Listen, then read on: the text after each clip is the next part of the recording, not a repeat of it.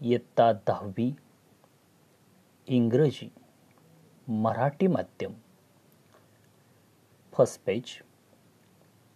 Let's retrospect अर्थात सिंहावलोकन करूया.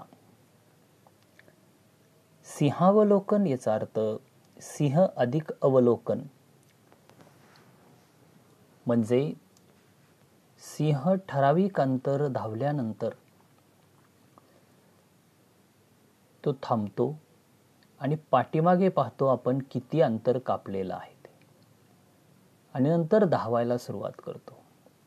तसेच आपण ही पहिलीपासून 9वी पर्यंत जे शिकलेलो आहोत त्याची उजळणी अर्थात सिंहावलोकन केलं पाहिजे. यासाठी हे पहिलं पान दिलेलं आहे. Every lesson or poem begins with an opportunity to chat with your benchmate or group or classmates and even teacher.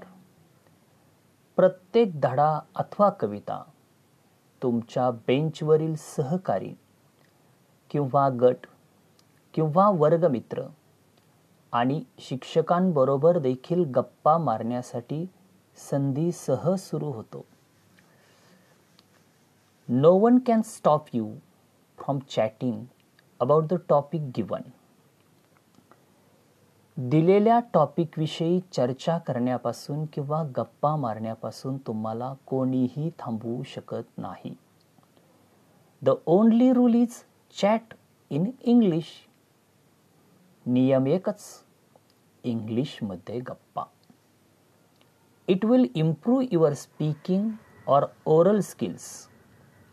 यामुळे तुमचे स्पीकिंग स्किल म्हणजे बोलण्याचे कौशल्य किंवा मौखिक कौशल्य सुधारेल. And boost your confidence in spoken English and conversation.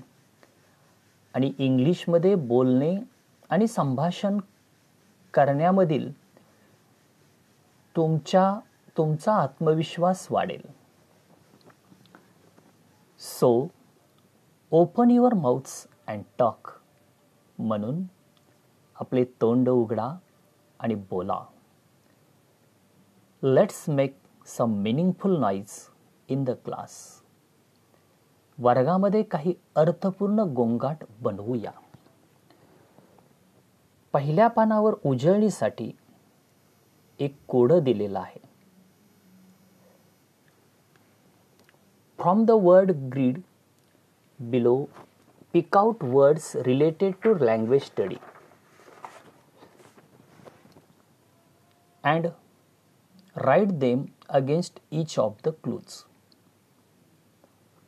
पुढे दिलेल्या शब्द जाळ्यांमधून भाषेच्या अभ्यासाशी संबंधित शब्द बिनचूक ओळखून काढा आणि ते दिलेल्या कूट प्रश्नासमोर लिहा.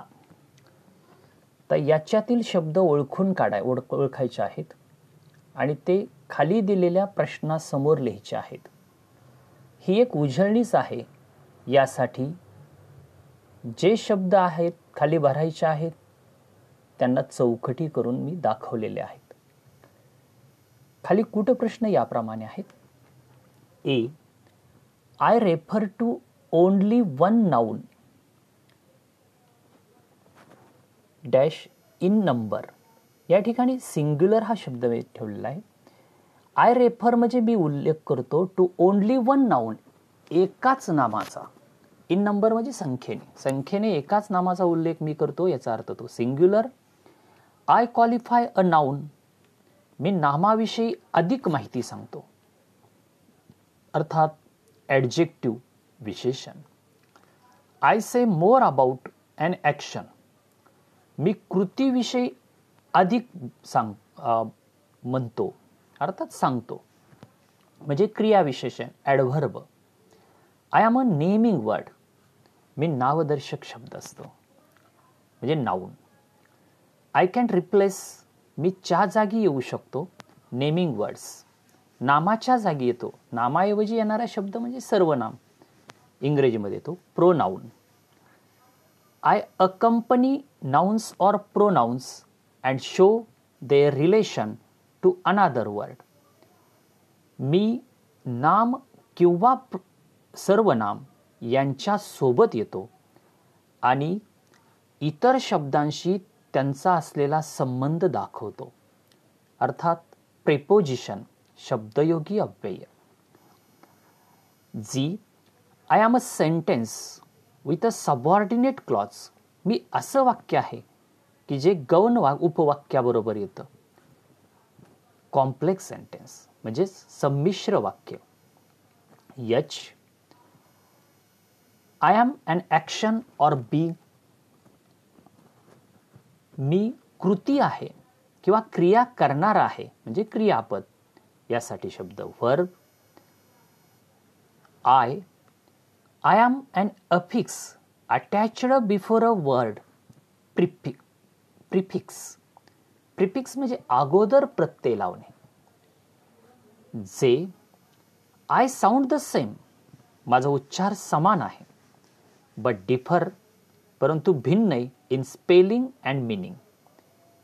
स्पेलिंगच्या बाबतीत आणि अर्थाच्या बाबतीत माझ वेगळे आहोत. यासाठी homophone. K, I am a word. मी असा शब्द आहे. Having nearly the same meaning. समान अर्थ असणार. सिनोनिम म्हणजे समानार्थी शब्द. L, I come before nouns to point out definite और इनडेफिनेट. मी नामाच्या अगोदर येतो निश्चितता किंवा अनिश्चितता दर्शवण्यासाठी. आर्टिकल.